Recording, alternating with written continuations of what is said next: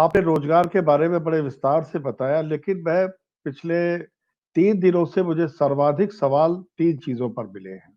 जी हाँ। कोई पुलिस की परीक्षा हुई, जिसमें 3 महीने पहले रिजल्ट आ गया, अभी तक मेडिकल वगैरह की कार्रवाई नहीं हो पाई।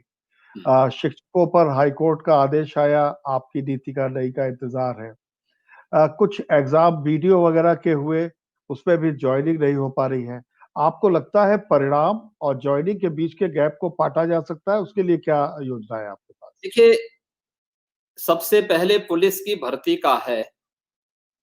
हम लोगों ने पिछले 3 वर्ष में 1,37,000 पुलिस की भर्ती को सफलतापूर्वक संपन्न किया है। और पुलिस की भर्ती की इस कार्रवाई को हम सफलतापूर्वक संपन्न करने में इसलिए सफल हुए, क्योंकि हमारे पास तो प्रदेश में कुल पुलिस ट्रेनिंग स्कूलों की क्षमता 6,000 की थी। हमने इसको बढ़ाया। आज के दिन पर हम 12,000 की ट्रेनिंग एक साथ कर सकते हैं। लेकिन हमें भर्ती ज़्यादा करनी थी, इसलिए हम लोगों ने पैरामिलिट्री और अन्य स्टेट के ट्रेनिंग सेंटर भी लिए। आज के दिन पर सभी पैरामिलिट्री और अन्य स्टेट की ट्रेनिंग सेंटर में उनके भी अपने रिक्रूट की ट्रेनिंग की कार्रवाई चल रही है, इसलिए हम अपने जो नए रिक्रूट हमारे आए, इन लोगों की ट्रेनिंग के लिए हमें सेंटर न उपलब्ध होने के कारण इनको वेटिंग में भी रखा गया है। और जैसे ही ये ट्रेनिंग की कार्रवाई हमारी संपन्न होती है, तो हम इनका मेडिकल करा करके इन्हें फिर ट्रेनिंग की सुविधा के लिए उपलब्ध कराएंगे। क्योंकि शिक्षक आज वो वीडियो? एक एक कार्रवाई यहाँ पे एक तो हमने इसको किया है, दूसरा शिक्षकों की भर्ती का जो व्यवस्था है। देखिए, जो हम कहते थे और सुप्रीम कोर्ट ने जो कहा था कि मेरिट के आधार पर और अच्छे शिक्षकों की तैनाती होनी चाहिए, हम लोगों ने उसी चीज को कहा। मेरिट को हम लोगों ने जो जनरल मेरिट थी वो 65% तक लेके गए और रिजर्व कैटेगरी को 60% का हम लोगों ने दिया। अब मेरिट को ऊपर नीचे, भाई हमारे पास 69,000 शिक्षकों की भर्ती हमें करनी है। 69,000 शिक्षकों की भर्ती की प्रक्रिया को पूरा करने के लिए पहली बार हमने वांट निकाली थी, तो उसमें केवल 1,05,000 लोगों ने आवेदन किया। जब रिजल्ट सामने आया तो उसमें केवल 41,000 लोग पास हुए। हम लोगों ने उनको ज्वाइन करा दिया। दूसरी बार फिर 69,000 की हमने भर्ती निकाली।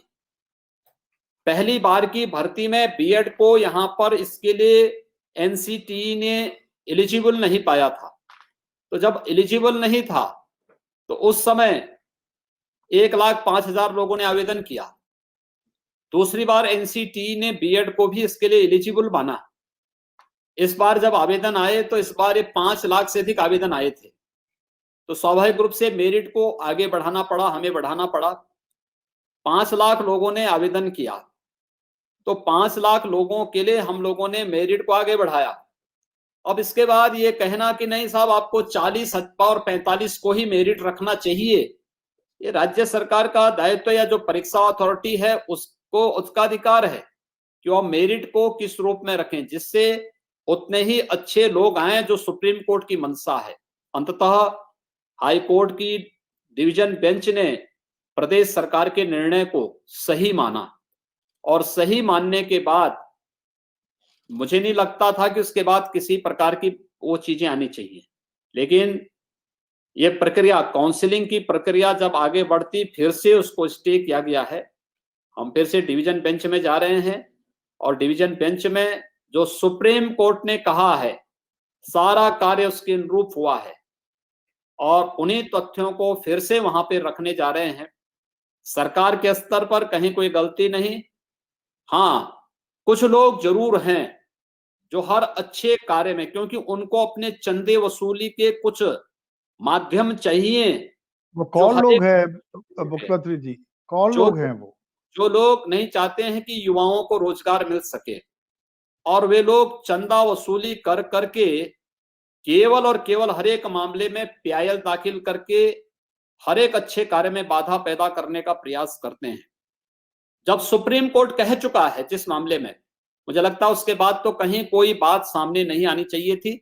लेकिन ये न्याय की लड़ाई है और राज्य सरकार युवाओं के हित में इस लड़ाई को लड़ेगी और इसमें दूध का दूध और पानी का पानी रख करके रखेगी, कोई खामी नहीं।